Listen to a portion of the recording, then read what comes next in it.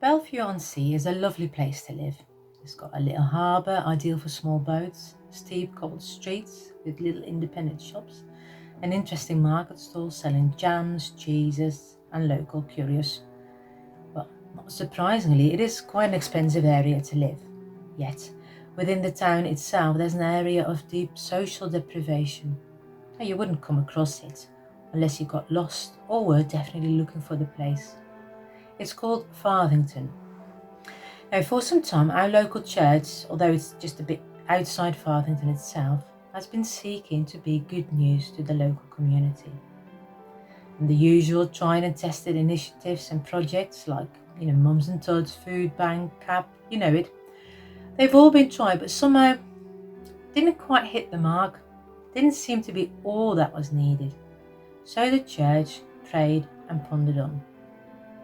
Now, Farthington has a small primary school and it's struggling enormously with the challenge of trying to nurture and teach children who are almost all from challenging backgrounds. Economic, parental, emotional, behavioural issues abound, and such results are poor, and the teacher turnover faster than pancakes in a crepe. But the head teacher, she was gifted, determined, and realistic about challenges, and resiliently hopeful about possibilities. Now, one day, some individuals in the church discovered that the school desperately needed people to sit and read with the children. And the reality is that when a child has someone to listen to them read, someone who focuses just on them, it often has a hugely positive impact, not just on their reading, but on their entire development. But sadly, the majority of the children had no one at home willing or able to listen to them read. Now, the only qualification required for the role seemed to be the ability to read and time to listen. So 1, then 2, 3, 4, and ultimately 6 people from the church volunteered to do so. But the experience turned out to be not quite what any of them expected. Penny was one of them. She was aged 75, perhaps a little bit older, but no one dared asking because that wasn't polite. She was well educated, beautifully spoken, and neatly dressed. She arrived on the first day to the side of a 10-year-old boy brandishing a chair over his head, running down the corridor in hot pursuit of the newest teacher. Well, Penny calmly walked to the school library, sat down, and prayed quietly until a child would come along to read. Presence, prayer, and patience. That was the beginning of the church being good news to the school. Not so much a program, but simply the presence of people who volunteered to serve. And the wider church commissioned them to the task, praying for them week by week. And as it happened, the church also had a couple of teachers. One of them is me, Linda. I'm a mother of 3 grown-up children, and I began to wonder if God was calling me to the Farthington school. And when I first inquired, that didn't seem to be the right opportunity. So I just waited and prayed.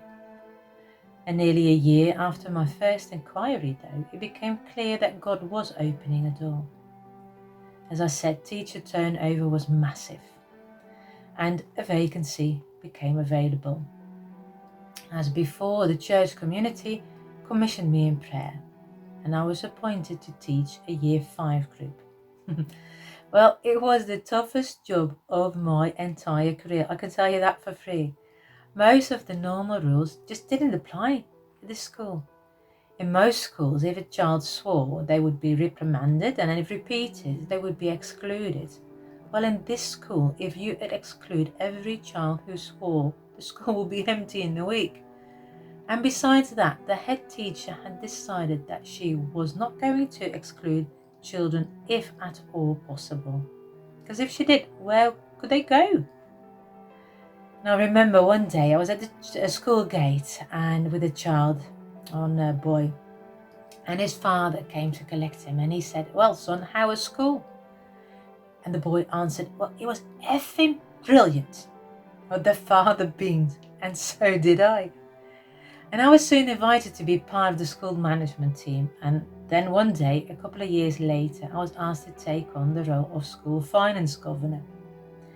Now, normally the person appointed would have, they would need to have some financial qualification or background, which I didn't have at all. But as it turned out, there was a colleague at church who had once been a treasurer of a £50 million trust fund. The school needed someone solid and dependable, and they got someone who was stellar. Well, only a short time after he was appointed, the chair of governors resigned, and the church prayed, and the finance governor was appointed chairman. Now, what started out with the church wondering how best to serve the community, and now it found itself with 8 people for the church deeply involved with the education of the children, and through them, their parents, the guardians, and the carers, and the school staff team. What had started out as listening to readers now involved school oversight and direction. And sometimes the answers to a challenge to mission lie not so much in what the church can initiate, but whose initiative we can get behind. And the church continues to pray for the 8 missionaries on the front line, praying for channels of grace and truth, hope and healing, better reading and accurate maths, peace in the corridors, and one day an abundance of adverbs for a child to describe their brilliant day at school.